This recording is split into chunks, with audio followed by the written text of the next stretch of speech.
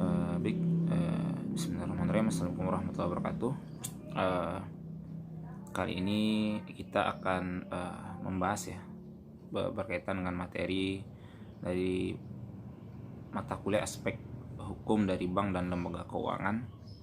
Dan pada materi kali ini atau video kali ini kita akan membahas pengantar tentang apa sih lembaga keuangan syariah itu secara garis besar gitu ya. Nah, pada dasarnya mungkin sudah kita ketahui ya bahwa memang lembaga keuangan itu adalah lembaga yang bergerak di bidang jasa keuangan, yang mana punya fungsi ya sebagai intermediasi untuk menghimpun dana dan menyalurkan dananya kepada masyarakat.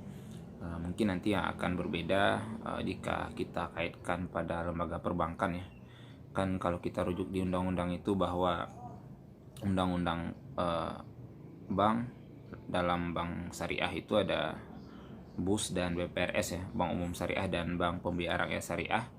Mana yang menjadi pembedaan utama antara Bank Umum Syariah dan BPRS Syariah itu adalah kalau di Bank Umum Syariah itu ada kegiatan dalam jasa lalu lintas pembayaran, sedangkan pada BPRS hal tersebut tidak ada.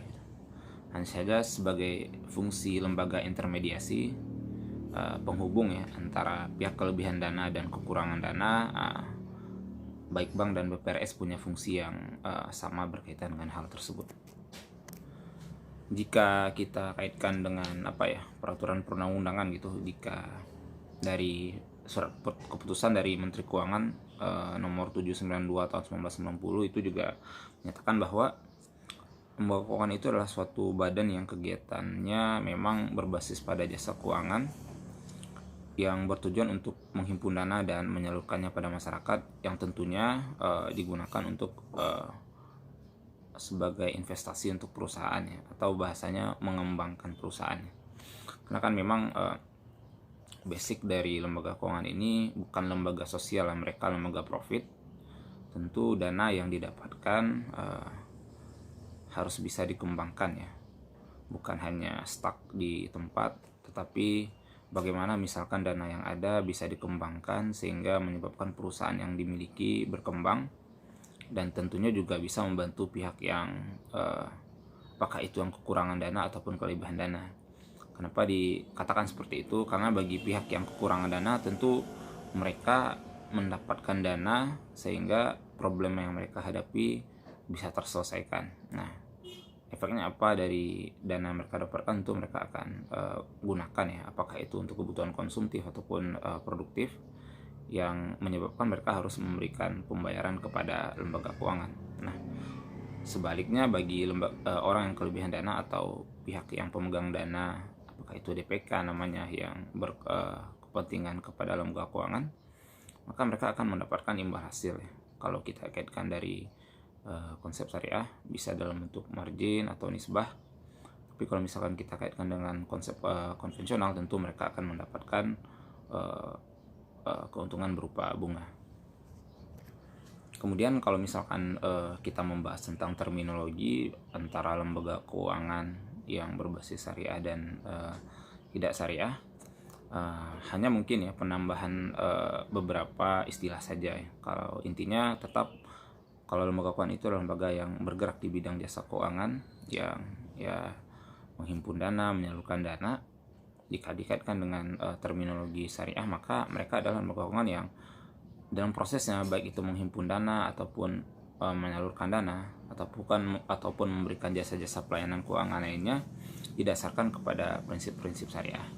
Nah, prinsip syariah tentu berdasarkan kepada Al-Quran, Sunnah, ijtihad ataupun ijma' yang memang ditetapkan ya oleh ulama. Misalkan kalau kita di Indonesia, rujukannya kalau praktek-praktek yang kaitannya tentang baik bank ataupun lembaga keuangan, kita merujuk kepada fatwa DSN MUI ya. Nah, jadi bagaimana prakteknya, bagaimana landasannya, kemudian bagaimana harusnya dilaksanakan, kita rujuk kepada fatwa yang dituliskan oleh DSN MUI, yang dalam hal ini dipercaya oleh negara untuk menentukan bagaimana landasan dari praktek-praktek keuangan yang ada di Indonesia. Nah, selanjutnya ya, lembaga keuangan itu jika kita kategorikan ya, bisa dibagi menjadi dua ya. Ada lembaga keuangan yang bank atau lembaga keuangan yang non bank. Nah, kalau lembaga keuangan bank, saya rasa teman-teman juga ya seperti pengantar tadi ya, mereka merupakan lembaga intermediasi ya yang menghimpun dana dari masyarakat dan menyalurkannya ya dalam bentuk kredit kalau misalkan kita ambil konteks konvensional, atau pembiayaan dalam konteks syariah yang ya digunakan ya dalam upaya menjaga kestabilan roda organisasi ya, atau dalam hal ini tentu perusahaan perbankan.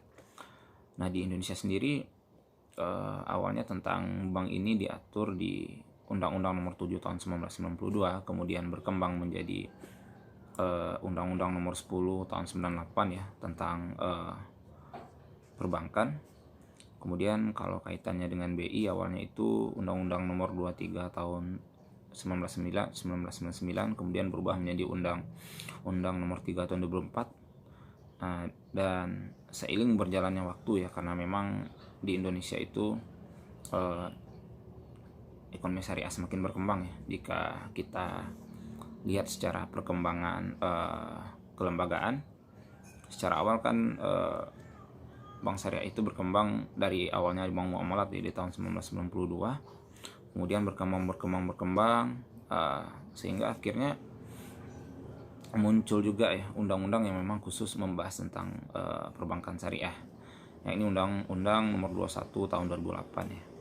Nah, jadi bisa dikatakan bahwa perbankan di Indonesia itu berkembang dimulai dari undang-undang yang memang sifatnya secara umum yang mengatur baik itu syariah dan konvensional, yang diawali oleh Undang-Undang Nomor 7 tahun 1992, kemudian berubah menjadi 10 sampai 98. Kemudian ada undang-undang khusus yang memang mengatur tentang lembaga Bank Indonesia ya. Bank Indonesia sendiri merupakan lembaga istilahnya yang mengatur ya kegiatan moneter ya dan mengatur kegiatan perbankan di Indonesia. Nah, kemudian berkembang lagi di tahun 2008 dengan Undang-Undang Nomor 21 yang memang mengkhususkan tentang perbankan syariah. Nah, kemudian ada kategori kedua yakni lembaga keuangan non bank ya, yang pada dasarnya ini adalah lembaga yang menghimpun ya dananya kepada masyarakat baik itu secara langsung maupun nggak langsung, yang mana itu disalurkan ya melalui pengeluaran surat berharga atau bisa juga ya disalurkan kepada masyarakat, tentu tujuannya untuk bagaimana investasi itu bisa berkembang dan dijalankan sehingga membantu perusahaan gitu. Nah, banyak ya lembaga keuangan yang sifatnya non bank seperti misalkan asuransi, kemudian pegadaian, kemudian dana pensiun, pasar modal, dan lain-lainnya. Nah, tapi pada dasarnya baik itu lembaga bank ataupun non bank, mereka adalah lembaga yang memberikan jasa keuangan ya, yang tentunya bertujuan untuk menyelesaikan masalah masyarakat. Nah, biasanya masalah apa yang kita hadapi dan apa yang harus kita pilih berkaitan dengan lembaga keuangan yang ada itu disesuaikan ya. Misalkan kita ingin menjaga kemungkinan yang terjadi di masa depan ya, apakah itu kaitannya dengan pendidikan atau kesehatan, maka kita bisa menggunakan lembaga asuransi. Nah, asuransi syariah tentunya itu, karena kalau dulu mungkin karena asuransi syariah nggak ada, mungkin orang masih bertahan di asuransi konvensional, cuman sekarang sudah ada, maka asuransi syariah merupakan hal yang bisa kita jadikan sebagai pilihan. Nah, atau misalkan kita ingin bermain ya atau berinvestasi melalui saham, reksadana, maka pasar modal adalah hal yang cocok untuk kita masuk di sana. Atau mungkin ada orang-orang yang memang jago spekulasi atau istilahnya punya kemampuan khusus ya dalam menakar tentang perkembangan keuangan, maka bisa jadi dia akan bermain dalam pasar uang ya, bermain falas dan lain-lain. Atau misalkan ada orang-orang yang dalam artian punya aset yang mungkin mereka ya tidak ingin menggunakannya dalam bentuk produk pinjaman pada bank, tapi istilahnya mereka hanya ingin menggadaikan saat nanti mempunyai dana diambil lagi, maka pegadaian adalah hal yang cocok dengan pilihan mereka. Jadi baik lembaga bank ataupun non bank itu pada dasarnya berguna untuk membantu problematika masalah keuangan dengan masyarakat, yang mana itu disesuaikan dengan kebutuhan mereka ya. Karena memang setiap lembaga punya diversifikasi, punya segmentasi dan kekhususan sendiri yang disesuaikan dengan kebutuhan masyarakat ya. Nah tentu setiap lembaga punya bahasanya, undang-undang tersendiri ya yang mengatur. Kalau tadi misalkan di perbankan ya ada Undang-Undang Nomor 1098, BI Undang-Undang Nomor 3 Tahun 2004, perbankan syariah itu Undang-Undang 21 Nomor 2008. Nah, di asuransi sendiri ada Undang-Undang Nomor 2 Tahun 1992, dana pensiun ada Undang-Undang Nomor 11 Tahun 1992, di pasar modal ada Undang-Undang Nomor 8 Tahun 1985. Jadi banyak undang-undang yang mengatur mereka yang nantinya akan bahasanya teman-teman bahas juga saat membahas lembaga itu satu persatu gitu. Nah, jadi pada dasarnya lembaga-lembaga yang ada, baik itu lembaga bank ataupun non bank, sudah punya landasan hukum yang jelas, terutama undang-undang ya, yang melegitimasi mereka bahwa mereka adalah lembaga yang formal. Nah, nanti jika dikaitkan dengan konteks syariah, maka selain adanya undang-undang akan dibantu oleh adanya fatwa-fatwa DSN yang memberikan arahan tentang operasional bagaimana konteks syariah ini dilaksanakan di Indonesia. Nah, jadi kalau kita khususkan ya berkaitan dengan dua kegiatan ini, baik itu penghimpunan dana maupun penyaluran dana, maka kita bisa bedakan antara lembaga bank dan keuangan bank. Nah, pada lembaga bank mereka bisa menghimpun dana secara langsung dalam bentuk tabungan, deposito, dan giro. Kemudian secara nggak langsung mereka juga bisa melaksanakan surat berharga, penyertaan, atau pinjaman kredit bagi pinjaman atau pembiayaan bagi lembaga lain. Sedangkan pada lembaga keuangan bank mereka hanya bisa menghimpun dana secara nggak langsung ya, baik dari penyelenggaraan surat berharga, kredit, dan pembiayaan kepada pihak lain. Karena memang kan di lembaga keuangan bank lain nggak ada giro, nggak ada deposito ya. Karena memang kan giro, deposito itu berfokus di pada bank ya, termasuk tabungan ya. Kalau misalkan di lembaga-lembaga koperasi yang tentu yang mungkin kita mengenalnya ada simpanan ya, kayak dengan konsep yang hampir sama dengan bank syariah, tetapi terminologinya mereka menggunakan simpanan wajib dan simpanan pokok ya, berbeda dengan konsep tabungan yang ada di bank.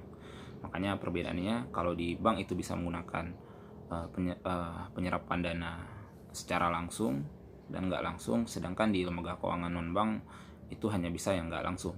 Kemudian penyaluran dananya kepada lembaga bank itu emang bertujuan untuk modal kerja bisa, investasi dan konsumsi, kepada badan usaha bisa, individu bisa, dan bisa untuk jangka pendek, menengah, dan jangka panjang. Nah, sedangkan pada lembaga keuangan non bank biasanya lebih berfokus kepada tujuan investasi dan ya jaga-jaga, kemudian lebih khusus kepada badan usaha, dan memang tujuan dananya lebih kepada jangka menengah dan panjang. Jadi jika bank lebih luas lagi bisa jangka pendek, menengah, dan panjang, non bank itu lebih kepada jangka menengah dan panjang. Kemudian tujuannya bank bisa individu dan badan, tetapi kalau non bank itu lebih berfokus kepada badan usaha. Kemudian prinsipnya untuk tujuan modal bisa untuk investasi, modal kerja, dan konsumsi, sedangkan non bank lebih berfokus kepada investasi karena memang fokusnya kepada pengembangan perusahaan. Selanjutnya berkaitan dengan fungsi dan peran lembaga keuangan.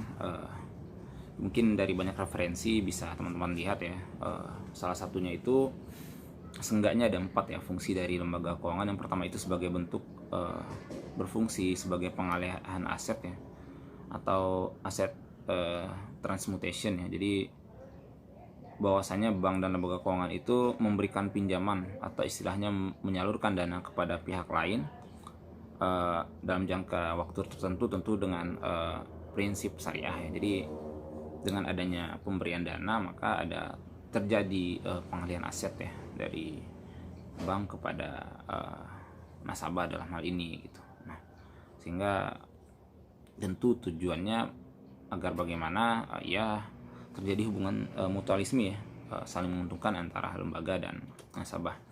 Kedua, fungsinya sebagai transaksi atau transaction ya.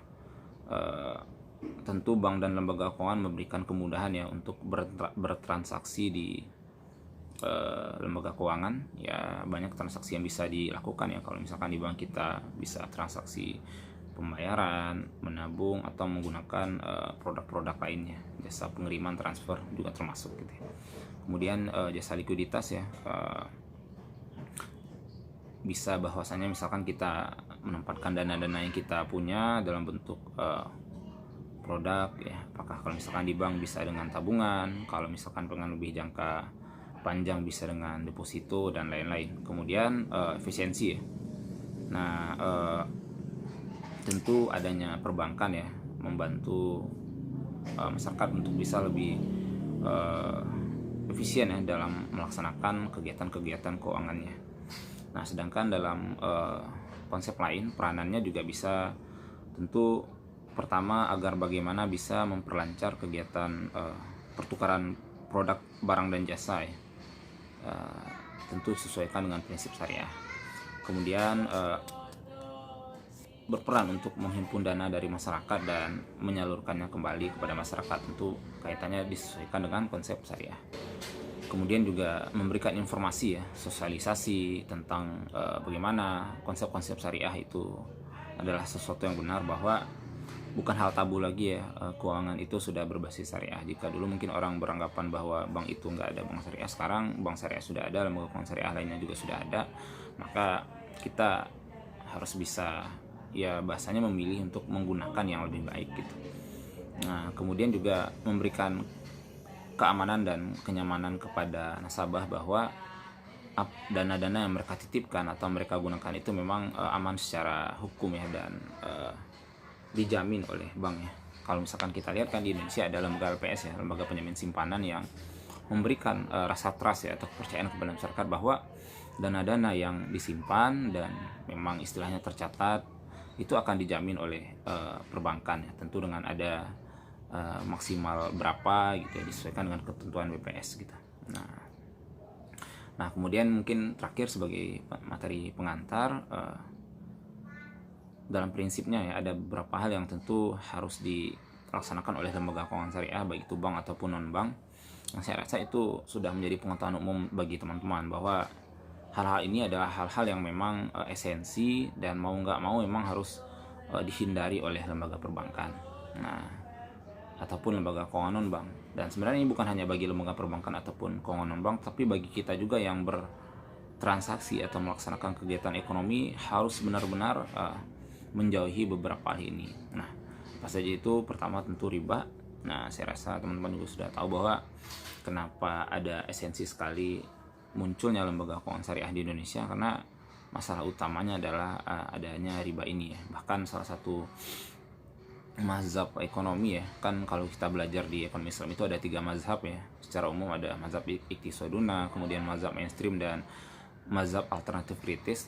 Nah, di mazhab mainstream salah satu poin yang mereka gunakan adalah ya pada dasarnya konsep ekonomi secara umum konvensional bisa dipakai, hanya instrumen bunga ini harus dihilangkan dan bisa diganti dengan zakat ya. Nah jadi karena emang riba ini banyak sekali ya problematika yang ditimbulkan, ada kezoliman, ada penganiayaan, dan memang adanya bahasanya mendapatkan sesuatu tanpa usaha yang jelas, karena emang riba ini merupakan tambahan yang ya sangat menzolimi lah gitu ya. Nah sehingga sangat dilarang oleh agama secara prinsipnya untuk dilaksanakan dalam transaksi keuangan, walaupun sekarang masih merajalela ya, karena ya yang lebih berkembang itu adalah konsep time value of money ya, bahwa logika-logika yang menyatakan bahwa bunga ini bisa kita gunakan karena memang mungkin pengorbanan dari dana yang diberikan, terus juga faedah yang didapatkan ya, misalkan kita dikasih pinjaman, kita terbantu, nasabah terbantu, sehingga jasanya itu bisa dialihkan ke bunga atau riba. Nah, hal seperti itu yang menyebabkan hal ini masih berkembang hingga saat ini. Kemudian maisir yang nggak pasti untung-untungan juga nggak boleh ya. Jadi dilarang ya transaksi yang sifatnya nggak pasti jelas. Kemudian goror, objek yang nggak jelas, misalkan beli kucing dalam karung, atau beli bahasanya kayak ada pohon ya yang buahnya belum jelas tumbuh atau berapanya, itu nggak boleh juga, nggak jelas. Kemudian haram, ini pasti juga ya, dalam Islam prinsipnya nggak boleh. Makanya dalam keuangan syariah nggak boleh membiayai perusahaan miras, pelacuran, narkoba dan lain-lain, karena itu haram ya, sehingga nggak boleh. Dan terakhir tentu zolim, nggak boleh transaksi ini menzolimi. Misalkan kayak tadi saat kita ngasih pinjaman ke orang, kita menuntut pengembalian pinjaman ditambah bunga yang melebihi dari pinjaman yang dia punya. Jadi hal itu termasuk hal yang dilarang di dalam konsep Islam. Nah, jadi itu teman-teman untuk materi pengantar aspek hukum dalam lembaga keuangan syariah. Di pertama ini kita membahas tentang secara umum tentang lembaga keuangan, yang mana lembaga keuangan itu adalah lembaga yang memang pada dasarnya berfokus kepada jasa keuangan. Ya, kita review lagi ya, berfokus pada jasa keuangan yang mana pada dasarnya berfungsi ya untuk intermediasi ya lembaga ini antara pihak kelebihan dana dan kekurangan dana. Nah, lembaga keuangan itu sendiri terbagi menjadi dua, ada lembaga keuangan bank dan non bank. Nah, di mana bank sendiri juga ada ya, bank umum dan BPR ya. Kalau di syariah tentu bank umum syariah dan BPR syariah. Nah, kalau lembaga keuangan bank non bank itu ada asuransi, ada pegadaian, ada dana pensiun, pasar modal dan lain-lain ya. Yang membedakannya antara konsep penyaluran dan penghimpunan dananya di bank, penghimpunan dana itu bisa secara langsung dan tidak langsung. Langsung itu misalkan seperti tabungan, giro, deposito. Yang nggak langsung itu surat berharga, penyertaan modal, pinjaman, pembiayaan atau lain-lainnya. Sedangkan di non bank itu hanya pada konsep secara nggak langsung, surat berharga, penyertaan modal dan lain-lain. Kemudian pada penyaluran dana di bank itu bisa untuk modal kerja, investasi dan lain-lain, sedangkan lembaga keuangan bank berfokus pada investasi. Kemudian pada bank itu bisa difokuskan untuk individu dan badan usaha, sementara non bank lebih fokus kepada badan usaha dan juga pada termennya atau bahasanya waktu ya. Pada bank itu pendanaan bisa untuk jangka pendek, menengah dan panjang, sedangkan pada non bank lebih berfokus pada menengah dan yang jangka panjang gitu. Nah, kemudian tadi fungsi dan peran lembaga keuangan itu berfungsi ya, pertama tadi untuk transaksi, kemudian ada pengalihan aset, liquid ya, untuk istilahnya kemudahan dana dan membantu dalam kelancaran pertukaran barang dan jasa, juga untuk memberikan pengetahuan tentang lembaga syariah, lembaga keuangan syariah, dan juga memberikan jaminan kepastian hukum tentang betapa amannya kita menggunakan lembaga keuangan ini, baik bank maupun non bank. Nah, dan terakhir pada dasarnya konsep keuangan syariah itu baik di lembaga keuangan bank non bank ada beberapa hal yang dilarang, yang itu memang harus ditinggalkan, yakni adanya riba, maisir, goror, haram dan zalim. Nah, jadi itu teman-teman untuk materi pengantar. Nah, jadi dimohonkan pada teman-teman nanti untuk bisa membuat resumenya berdasarkan materi yang disampaikan. Semoga bermanfaat dan teman-teman bisa memahaminya. Insya Allah akan ada lanjutan-lanjutan dari materi berikutnya. Terima kasih. Assalamualaikum warahmatullahi wabarakatuh.